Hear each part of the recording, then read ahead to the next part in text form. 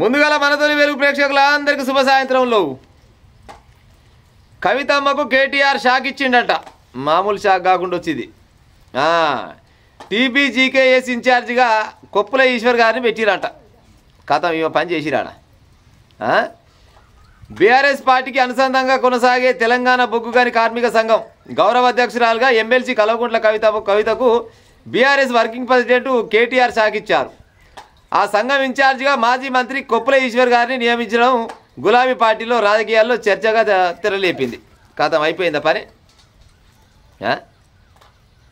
ఇక రాను పాడైపోను కల్వకుంట్ల కవితమ్మకు ఇక పక్కకు పెడతటే కొడుతుంది. నాకు తెలిసి అయితే పాకిస్తాన్లో కూడా రాకుండా వచ్చి గిసవంటి బాధ పాడైపోను. గసవంటి బాధ ఈ కల్వకుంట్ల కవితమ్మకు వచ్చింది. ఆంజనేయులు చేద్దామంటే కోతి అవుతుంది, కోతిని చేద్దామంటే ఆంజనేయులు అవుతుంది. గట్టినా ఉంది పాడైపోను. రూపాయలు దగ్గరికి వస్తున్నాయి కానీ ఆయమన్న ఆకారం అయితే వచ్చి పాడైతలేదు. ఈమె ఏదో చేద్దామనుకుంటే ఏదో అవుతుంది, ఏదో చేద్దామనుకుంటే ఏదో అయి పాడవుతుంది. చూడురే, తెలంగాణ పార్టీకి ఇప్పుడు ఆ బొగ్గు గల్లకు సంబంధించింది ఉంది కదా, అది అనుసంధానం. ఇప్పుడు కాంగ్రెస్ పార్టీకి ఇట్లా ఐఎన్టీయూసీ గసవంటి ఉన్నాయి కదా, ఓ గట్ట అన్నట్టు ఇది కూడా ఆడికెళ్ళి చక్రం తిప్పేది చాలా రకంగా. దానికి నిన్నమన మొత్తం చక్రం తిప్పేది ఓలా అంటే ఈ కల్వకుంట్ల కవితమ్మే తిప్పేదంట. ఇక లాభం లేదు. ఇక ఈమెను ఎట్టవాడి దూరం చేసుకోవాలని వాళ్ళ మనసులో ఉన్నట్టుంది. పాడైపోని అక్కర్లేనట్టుంది. ఇక అందుకోసమనే కొప్పులీశ్వర్ సార్ చేతిలో పెట్టిరా ముచ్చట. అనుకున్నట్టు పాడైపోను కేటీఆర్ కూడా. అయినా ఒక ఇంటికి ఇస్తే ఆయాపాయ ఇంకా రాజకీయంగా ఈమెకు పొత్తు ఎక్కడిది. ఒక ఇంటికి ఇచ్చిన ఆడవిలు లెక్క ఉండాలి కానీ రాజకీయ వారసురాలు అయితే అంటే నేను ఒప్పుకుంటాను అనుకుంటున్నట్టుంది. ఈమెమనుకుంటుందంటే రానున్న రోజుల్లో తెలంగాణకు నేనే ముఖ్యమంత్రిని అయితే అని ఏమనుకుంటుంది. కేటీఆర్ ఏమనుకుంటాడు, లేదు లేదు లేదు నేనే ఈ తెలంగాణ రాష్ట్రానికి రానున్న రోజుల్లో ముఖ్యమంత్రిని అని ఆయన అనుకుంటాడు. అనుకోవడంలో తప్పు లేదు కానీ అది ఇక పగటికలలు కనవలసింది. ఈ తెలంగాణ రాష్ట్రంలో మళ్ళీ వీళ్ళు వచ్చేది లేదు, సచ్చేది లేదు, అది కాదు ఇది పోదు. కానీ వీళ్ళు అనుకున్న ముచ్చట మాత్రం అట్లా ఉన్నట్టుంది. ఇప్పుడు ఈ బొగ్గు ఏమంటారు, బొగ్గల్ని అంటారు వీటిని. అవును, బొగ్గల్ని. తెలంగాణ బొగ్గు కార్మిక సంఘం సంబంధించి కల్వకుంట్ల కవితమ్మని పక్కకు పెట్టడం అలా పెట్టిన దాంట్లో ఇప్పుడు పెద్ద మనిషికి తెలియకుండా వస్తుంది ముచ్చట. కేటీఆర్ ఏదో నిర్ణయం చేసుకునేది అయితే కాదు కదా ఇది. ఏదైనా పని చేయాలన్నా కానీ ఏదైనా తలపించాలన్నా కానీ పెద్ద మనిషి ఆజ్ఞ లేని మాత్రం కేటీఆర్ అయితే ముందరకు పోనట్టు కొడుతుంది. అవునా కాదా ప్రజలారా? పెద్ద మనిషి చెప్పుకుంటూ నాకు తెలిసి అయితే నేను అనుకున్న ముచ్చట మాత్రం కేసీఆర్ గారే ఇక వద్దు, ఇక నా బిడ్డ పని అయిపోయింది కానీ అక్కర్లేదు కానీ కొడుక ఆడనంట ఆల్రెడీ ఇంకో కుంపటి ఏర్పాటు చేసిందంట. ఈమె చిన్నదేం కాదు కానీ ఇట్ట కాదు అట్ట కాదని జాగృతి పాయింట్ ఉండగా ఏమో జాగృతి అని, అది మరి సంస్థనా లేకపోతే సంఘమా మరి లేకపోతే ఏమైందో దానివల్ల జాగృతి వల్ల నాకైతే తెలియదు కానీ జాగృతికి సంబంధించిన వాళ్ళు కూడా చిన్నపాటి ఆడ కుంపటి పెట్టి సంఘం పెట్టిందంట. ఆడ ఆ సింగరేణి కార్మికుల దగ్గర పోయి జాగృతి అని కూడా పెట్టిందంట. ఇక ఇవాళ ఏళ్ళు పెట్టిన వాళ్ళు రేపు కాలు పెడతారు. ఇక లాభం లేదు అనుకున్నట్టు ఆ కొప్పులేశ్వర సార్కు అప్పచెప్పారు. ఇక రాంగ ఈ బీఆర్ఎస్ పార్టీకి ఈ కల్వకుంట్ల కవితమ్మకు ఎలాంటి సంబంధం లేదని ఓపెన్గా చెప్తట్టు. కాకపోతే అది రేపా ఎల్లుండా ఇంకా 4 రోజులకా వారానికా 10 రోజులకా లేకుంటే నెలకా 2 నెలలకా అనేది మాత్రం పక్క. కల్వకుంట్ల కవితమ్మకు బీఆర్ఎస్ పార్టీకి ఎలాంటి సంబంధం లేదని ఓపెన్గా చెప్తారు. వాస్తవానికి కూడా అదే లెక్క, అదే నిజం కదా. ఇప్పుడు కల్వకుంట్ల కవితమ్మ ఏం చేస్తుందంటే నాది బీఆర్ఎస్ పార్టీ అని చెప్తుంది, అంతేగాని కనువ మాత్రం వేసుకోదు. ఇప్పుడు పార్టీలో అన్నప్పుడు కార్యకర్త కానించి ముఖ్యమంత్రి హోదాలో ఉన్న వాళ్ళు దాకా పార్టీ మీటింగ్ పోయినప్పుడు ఏం చేస్తారంటే పార్టీకి కండువ వేసుకుంటారు. కానీ కల్వకుంట్ల కవితమ్మ అసలుకు ఈ గులాబీ కండువ వేసుకొని ఎన్ని రోజులు అవుతుందో పాడైపోను. వాళ్ళ దాంట్లో వాళ్ళకు చిన్నపాటి పంచాయతీ ఉంది. ఇది అందరికీ ఇరుకున్న ముచ్చటే. కాకపోతే ఏంటంటే ఏదో అట్లా మంత్రాల బలం లేకుండా తుప్పిల బలం ఉన్నట్టు అప్పుడో ఇప్పుడు చిన్నపాటి ఊపబోతుంది కానీ పాడైపోను అంత ఆగమవుతుంది. మొన్న పోయింది గాడికి పోయింది. ఆ తీర్మానం వలన పంచాయతీ కాడికి పోయింది. ఆ తీర్మానం వలన పంచాయతీ కాడికి పోతే ఏమైంది, అది బెడిసికి వచ్చింది ముచ్చట.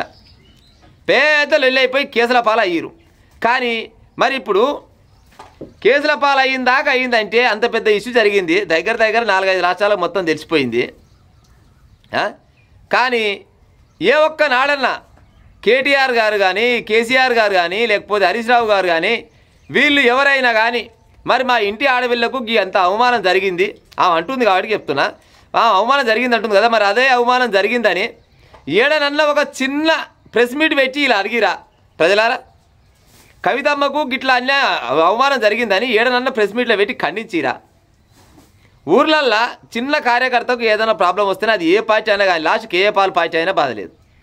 అలా కార్యకర్తకు చిన్న ఆపద వచ్చిందంటే పోలీస్ స్టేషన్ దాకా పోయి మాట్లాడుకొని వచ్చి పిల్లగాని తీసుకొచ్చి ఇంట్లో తోలుకుంటారు. ఇది రాజకీయంలో జరిగే ముచ్చట్లుగా. కానీ ఈ తెలంగాణ రాష్ట్రానికి అధ్యక్షుడైన కేసీఆర్ బిడ్డకు గంత పెద్ద ఆపద వచ్చిందంటే కేసీఆర్ స్పందించాడు, కేటీఆర్ స్పందించాడు, హరీష్ రావు స్పందించాడు, సంతోష్రావు స్పందించారు, ఏ రావు స్పందించారు. ఎవరు చూసినా మాకైతే తెలియదు అన్న కాడకు వచ్చింది. కానీ పాడైపోను మరి కల్వకుంట్ల కవితక్క పరిస్థితి ఏందో నాకైతే అర్థమవుతుంది. ఒక ఎమ్మెల్సీగా ఉండి ఈమెం చేసుకొస్తుందంటే ఇప్పుడు ఎట్నల్లా చేసి బీసీ వాదం ఎత్తుకోవాలి. బీసీ వాదం ఎత్తుకొని ముందరికి పోతే రేపటి నాడు అన్నో ఇన్నో నా ముఖం చెల్తుంది. రానున్న రోజులలో నేనే ఒక పలానా అప్పర్ పొజిషన్లో ఉంటా అని ఏమనుకుంటుంది. అనుకోనే కదా ఇప్పుడు కాంగ్రెస్ పార్టీలో ఏం చేసినా కానీ ఓకే సై అంటుంది. అన్నదా అనలేదా? అన్నది కాబట్టినే తీర్మానం మళ్ళీ అన్నాడు ఆ మాట అన్నాడు. ఆ మాట అయితే పేదలు వెళ్ళేది కాదు ఒక భాగం. ఇప్పుడు ఆ పంచాయతీ పడితే అయితే పొద్దుకి దాకా వెళ్ళి మళ్ళీ కానీ ఇప్పుడు బీసీ వాదానికి ఆమె సై అంటుంది.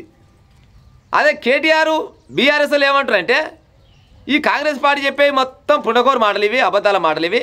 ఈ కాంగ్రెస్ పార్టీ ఎంతసేపటికి జనాలను మోసం చేసడంలో ఏక నెంబర్ ఉంటుంది. బీసీ వాదం లేదు, ఏమి లేదు, అంతా అది బక్వాస్ అది అనేమో బీఆర్ఎస్ పార్టీ వాళ్ళు అంటారు. ఇప్పుడు బీఆర్ఎస్ పార్టీలో ఉన్నాను అన్నామనేమో ఏమనేమో సై అంటది, వీళ్ళేమో నయ్యి అంటారు.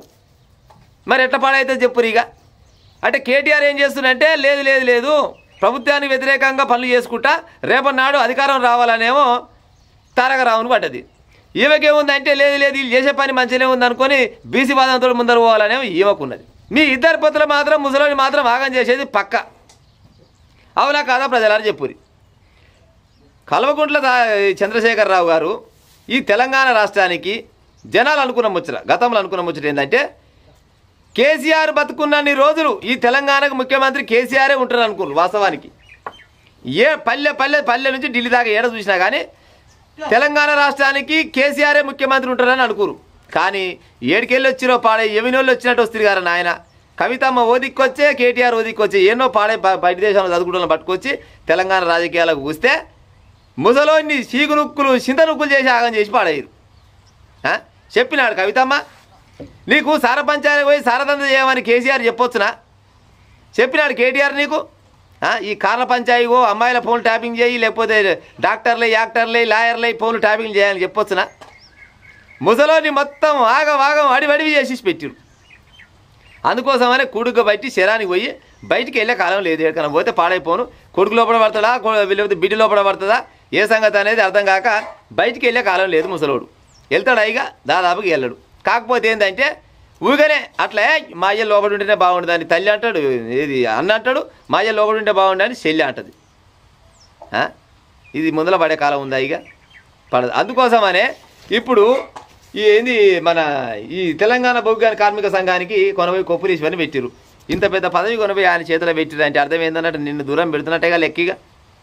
అందుకోసమనే అది తొందరలోనే ఈ రాజకీయాలకు సంబంధించి నాకు కానీ కవితమ్మకు కానీ మా పార్టీకి కానీ ఎలాంటి సంబంధం లేదని అధికారికంగా ప్రకటించే రోజు అయితే దగ్గరలోనే ఉన్నది. ఉందా లేదా ప్రజలారా చెప్పురి. ఒకవేళ కవితమ్మ బీఆర్ఎస్ పార్టీకి దూరం అయితే బీఆర్ఎస్ పార్టీకి ఏమైనా లుక్సానా, లేకపోతే కవితమ్మ దగ్గరికి వస్తే బీఆర్ఎస్ పార్టీకి ఏమైనా ఫాయిదా మీ కామెంట్ రూపకంగా చెప్పురి. పక్కా చెప్పాలి. కాకపోతే కేటీఆర్ ఏమనుకుంటాడంటే ఈమె ఎంతసేపటి దూరం పోతేనే మంచి కానీ కేటీఆర్ అనుకుంటాడు. కానీ ఈ అందరిలా హరీష్ రావు మాత్రం ఆయమన్న పని మీద కూర్చున్నాడు. ఈ రీలు కొట్లాడతారు, కొట్లాడి వీళ్ళు ఆగమవుతారు. ఏదో ఒకరోజు మాత్రం ఈ పార్టీ పగ్గాలు మొత్తం నా చేతికి వస్తాయని హరీష్ రావుకు ఉన్నది. రాజకీయం అంటే గది కదా. ఎంత రక్త సంబంధం ఉన్నా కానీ రాజకీయమే. రక్త సంబంధం మీద ప్రేమే ఉంటే మరి కవితమ్మకు నిన్నమన్న జరిగిన విషయాలల్లా ఏది ఆ తెలంగాణలో బీసీలకు 42% రిజర్వేషన్ సంబరాలు చేసుకుంటే పెద్ద పంచాయతీ అయింది కదా. ఆ పంచాయతీలా మరి నా చెల్లెని ఓ తీర్మానం వల్లన్న నువ్వు గింత పెద్ద మాట ఎట్టన్నావని అన్న స్పందించిండా, అయ్య స్పందించిండా, బావ స్పందించిండా, ఎవరైనా స్పందించిరా? అంటే రక్త సంబంధం అదొక కాడ, రాజకీయం ఇదొక కాడ. ఎన్నడుకున్నా కానీ ముఖ్యమంత్రి హోదాలో నేను ఉండాలని కేటీఆర్కు ఉంటుంది, ఎన్నడుకు ఉండాలన్నా కానీ ముఖ్యమంత్రి హోదాలో నేను ఉండాలని ఈమెకుంటుంది. కానీ ఇది అయ్యే పని కాదన్న సంగతి జనాలకు ఎరికి కానీ వీళ్ళే అర్థం చేసుకోలేకపోతుడు. అది కేసీఆర్ కూడా అర్థమై పాడైంది. అందుకోసమనే ఎడన పడి సాగురని ఆయన ఏదో 4 రోజులు పాడైపోను, ఇక నేను ఏదో ఈ భూమి మీదకి వచ్చినందుకు ఈ తెలంగాణ రాష్ట్రాన్ని అయితే సాధించినని చెప్పుకున్నా. సరే దాంట్లో నేను కూడా కొట్లాడినా, ఇక నా పని అయిపోయింది. కానీ ఇక మీతోటి కాదనుకొని కేసీఆర్ గారు కూడా బయటికి వెళ్ళే కాలం లేదు. వెళ్ళనియరు వీళ్ళిగా కేసీఆర్ అనే వ్యక్తిని బయటికి వెళ్ళనిచ్చే కాలం లేదు.